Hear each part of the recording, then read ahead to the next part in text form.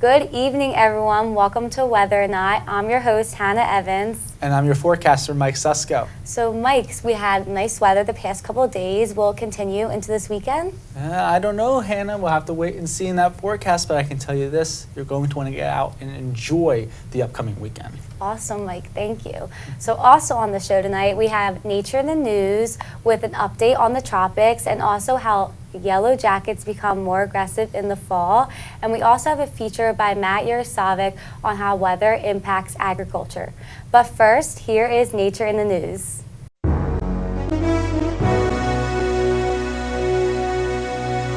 During the summer months, people don't seem to notice yellow jackets, but in the fall, they become more prominent.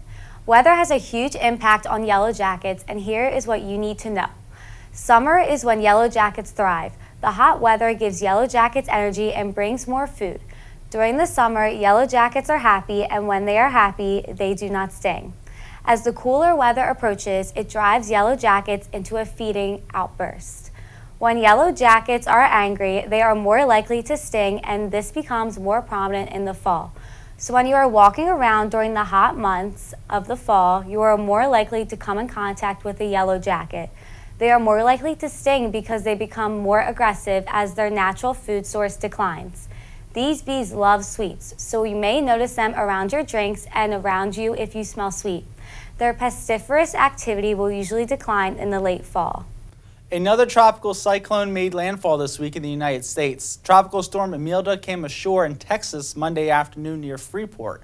The storm was nothing like Hurricane Dorian just a few weeks ago, with maximum sustained winds of only 40 miles per hour, but Imelda just made tropical storm status, which is 39 miles per hour to 73 miles per hour. In fact, the National Hurricane Center upgraded Imelda only 45 minutes before officially declaring landfall. Regardless of only being a tropical storm, though, Imelda brought torrential rain to Texas and Louisiana coastlines in such a short amount of time that it caused flooding throughout the entire region.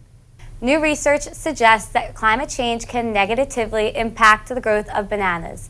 Bananas are recognized as the most important fruit globally.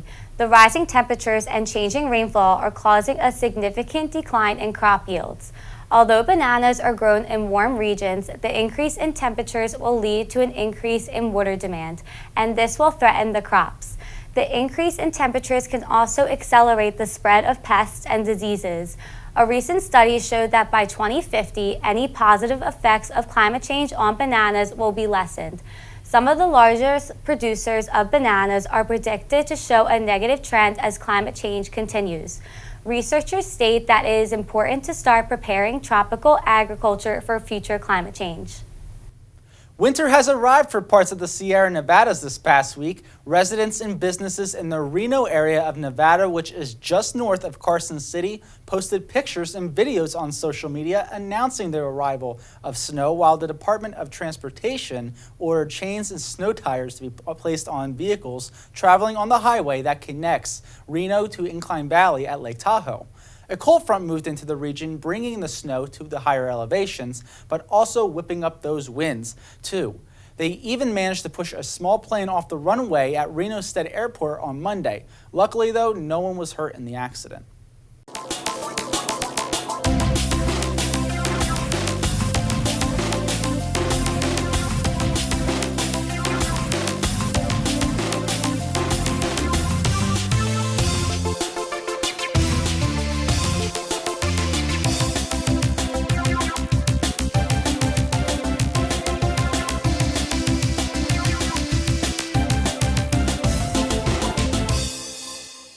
Welcome back, everyone. I'm Mike Susko with your Central Pennsylvania forecast. This weekend is shaping up to be fantastic thanks to this high pressure that's going to be down to our southwest, those winds out of the south, and that's going to bring us nothing but sunshine and warm weather for Friday and also on Saturday. We'll have some morning fog to burn off, especially in the valleys, but overall, sunny day on Saturday. Those southerly winds really cranking up, getting us up into the 80s here in Central Pennsylvania, and then on Sunday, spectacular weather. Yes, we will have some more clouds than Saturday because a frontal system will be approaching from the west, but we will not have to worry about that rain at all, at least not until the beginning of the work week. This weekend is shaping up to be spectacular. spectacular. Here are the numbers for Friday's 80 degrees sunshine, day number 3. After we get that fog to burn off, it's going to be nothing but sunshine for our final work day of the week. Friday night, mostly clear skies, temperatures dropping into the lower 50s. We will have some more fog to burn off in the valley Saturday morning though, but after that we climb up to 83 degrees, sunshine galore for Saturday. Get out and enjoy it. Picnic, hike,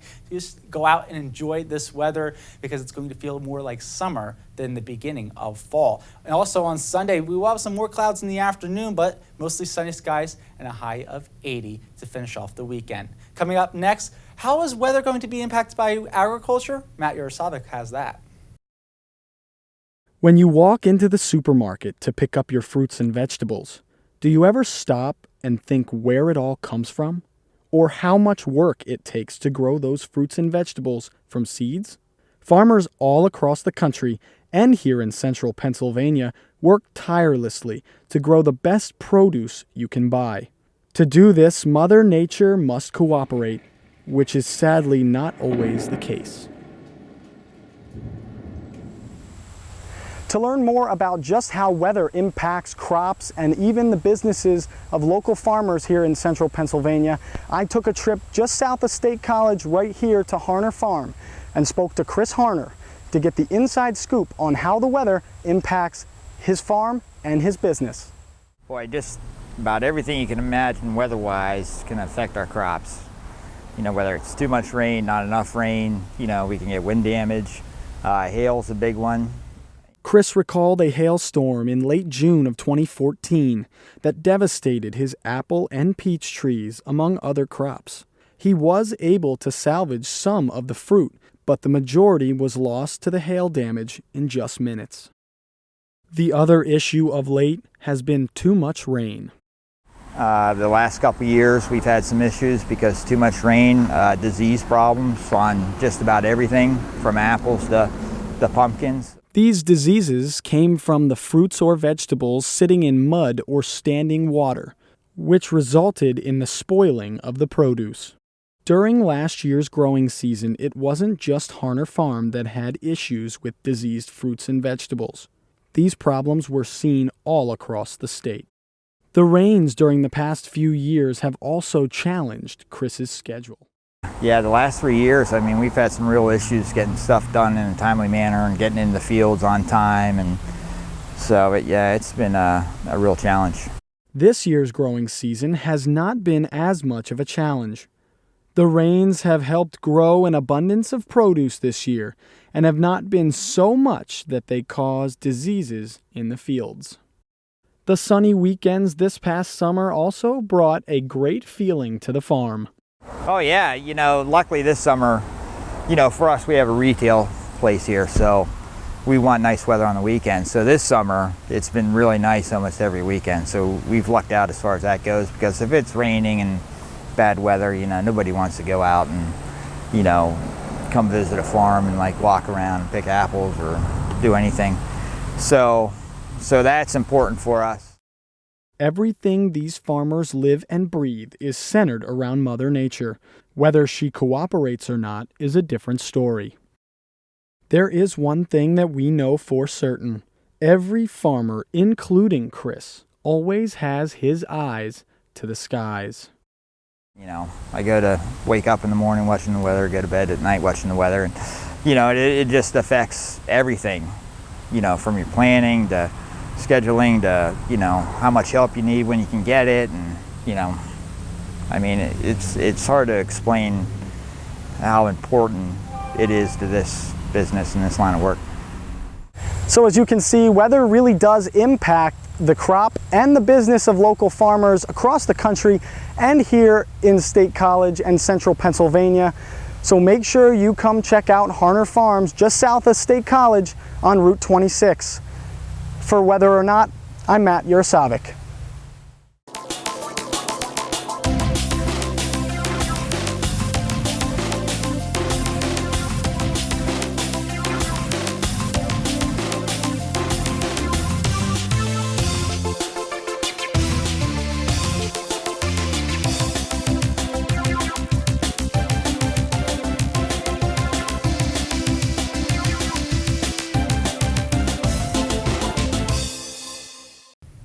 Welcome back, everybody. This extended forecast period takes us into the beginning of the fall season. But first, here's our weekend recap for Friday. Lots of sunshine. Temperatures are going to feel more like summer at 80 degrees, and even more so on Saturday when we heat things back up to 83. But it's going to be lots of sunshine both Friday and Saturday, and also on Sunday. But a frontal system will begin to approach the area, and we'll see some more clouds, especially in the afternoon hours. Now, for Monday, that's when the frontal system could approach our area, and we shall see some more afternoon showers and storms. Temperatures, though, are going to still be near that 80-degree mark in the afternoon. Things dry out on Tuesday, but temperatures go back down into the mid-70s, right where we should be about this time of year. And then on Wednesday, some more afternoon showers and storms with another frontal system will approach the area. But by Thursday and Friday, we're dry. But look at those temperatures. They go down into near 70 degrees on Thursday and even down to the 60s by Friday. So fall is right on schedule, Hannah. It is going to be a beautiful end to the week next week.